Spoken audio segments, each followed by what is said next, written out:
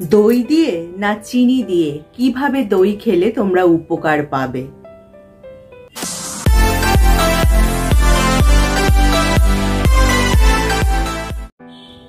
Hello friends, welcome back to my channel. এই গরমে কিন্তু আমরা সবাই দই খেতে কিন্তু খুবই ভালোবাসি, শরীর ঠান্ডা থাকে, তাই দইয়ের নানা রেসিপি আমরা খেয়ে থাকি। কেউ দই চিড়ে খায়, কেউ দইয়ের ঘোল খায়, কেউ বা লস্যি বানিয়ে খেয়ে থাকে। কিন্তু এই দইতে নুন মিশিয়ে খাওয়া ভালো না চিনি বা গুড় কি মিশিয়ে খাওয়া শরীরের পক্ষে উপকার, কি বলছেন আয়ুর্বেদ চিকিৎসকরা? জানলে কিন্তু তোমরা আকাশ থেকে পড়বে। এই গরমকালে দই খেতে কিন্তু আমরা অনেকেই ভালোবাসি, দইয়ের নানা রেসিপি আমরা খেয়ে থাকি। কিন্তু আয়ুর্বেদ চিকিৎসকরা বলছেন দইয়ের প্রভাব কিন্তু গরম, আর এর প্রকৃতি হলো অম্লীয়, তাই কিন্তু দইতে কিছু না মিশিয়ে খাওয়া উচিত নয়। আয়ুর্বেদে বলা হয়েছে যে প্রতিদিন দই খাওয়া উচিত নয়, আর রাতে কিন্তু দই এড়িয়ে চলাই ভালো। আর প্রতিদিন দই খেলে কিন্তু ত্বকের সমস্যা পর্যন্ত হতে পারে। এক্ষেত্রে আয়ুর্বেদ চিকিৎসকরা বলছেন দইতে মুগ ডাল, মধু, ঘি, চিনি, আমলা ইত্যাদি মিশিয়ে খেলে কিন্তু উপকার পাওয়া যাবে।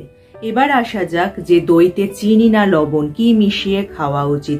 এক্ষেত্রে আয়ুর্বেদ চিকিৎসকরা বলছেন লবণ মিশিয়ে দই মাঝে মধ্যে খাওয়া যেতে পারে, কিন্তু রোজ খাওয়া উচিত নয়, কারণ এর প্রভাব গরম।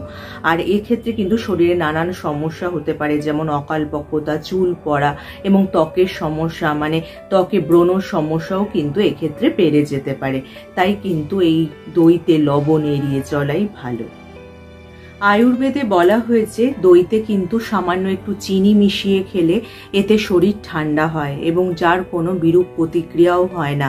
এই দইতে গুড় মিশিয়ে খেলেও কিন্তু উপকার পাওয়া যায়। এই গরমে তো আমরা অনেকেই লস্যি বানিয়ে খেয়ে থাকি। লস্যি বানানোর জন্য কিন্তু দইতে একটু চিনি অবশ্যই মেশানো হয়, যার প্রভাব কিন্তু ঠান্ডা, শরীরের পক্ষে ঠান্ডা হয় এবং এতে শরীরে এনার্জি আসে এবং শরীরও সতেজ থাকে।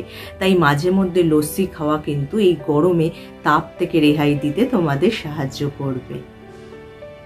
তাই গরমকালে লস্যি খেলে কিন্তু শরীর আমাদের হাইড্রেট থাকে, তার পাশাপাশি শরীরে জলেরও কোনো অভাব হয় না। তবে বেশি পরিমাণে লস্যি খেলে কিন্তু শরীরের উপর বা স্বাস্থ্যের উপর সেটা নেতিবাচক প্রভাব ফেলতে পারে।